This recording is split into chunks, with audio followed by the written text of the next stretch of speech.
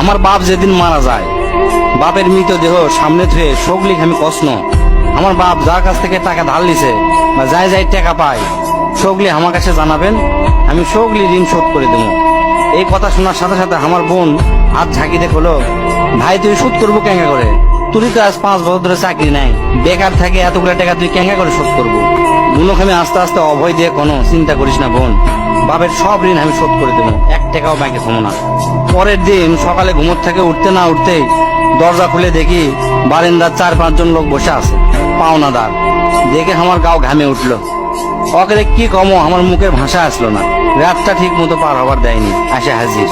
সামনে যাতে একজন খাড়া হলো, খাড়া হয়ে আমাক করছে, আমি অমুক ব্যাংকত থেকে আসছি, আপনার বাপ তার বেটা বেটির নামে 20 লাখ টাকা ব্যাংকত থুয়ে গেছে, তাড়াতাড়ি ব্যাংকত আসেন। বাদ বাকি 4-5 জন যারা আছে তারা সকলি করছে আমাকে সমিতিতে আপনার বাপ 20 টাকা করে জমা করেছিল, আরেকজন করছে 50 টাকা করে জমা করেছিল, আরেকজন করছে 100 টাকা করে জমা করেছিল। এলে টাকা নেওয়ার জন্য আমাকে সমিতি অফিসে আসেন। পরে সব হিসাব করে দেখি বাপ আমাকের জন্য প্রায় 37 লাখ টাকা জমি থুয়ে গেছে। টাকাগুলা হিসাব করতে করতে আমার একদিন রাতের কথা মনে পড়ে গেল। ওই রাতে আমি আমার বাপক কষ্ণ, আপনি ক্যাঙ্কা বাপ, আমাকে ভবিষ্যতে আপনি কোন চিন্তা আছে? আপনি লাগাতে বাপ আমাকে দরকার নাই, কোনো টাকা পয়সায় দেন না আমাকেও, আমরা চলমো ক্যাঙ্কা করে। বাপ তখন মুস্কি হাসে কষলো, আমি আমার সাধ্য মতোই চেষ্টা করেছি, সময় হলে সব বুঝতে পারবো। সেই দিন ওই বাপের মুস্কি হাসে আমি বুঝতে পারিনি। সেই দিন রাত ঠিকই আছে, কিন্তু বাপটা আমার নাই।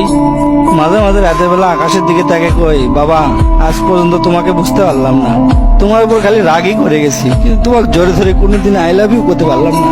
আজ বুঝিচ্ছি, কৃষক তুমি 1 শার্ট পরে 3 বছর পার করেছিলা, কৃষক তুমি 1 স্যান্ডেল 32 বার সেলাই করেছিলা, তোমার কাছে ক্ষমা চাওয়ার সময়টাও দিলা না।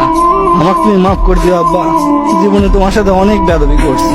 তার কয়েকদিন পর খোঁজলে দেখি আমার বাপ কারো কাছে 1 টাকাও বাকি করেনি, 1 টাকাও ঋণ করেনি, বরঞ্চ অনেক মানুষক টাকা ধার দিছে, তারা এসে দিয়ে গেছে। তাই তোর হাত পাও ধরে কই, দোস্তরা তোকে বাপ অনেকেই বেঁচে আছে, বাপের সাথে কোনোদিন বেয়াদবি করবো না।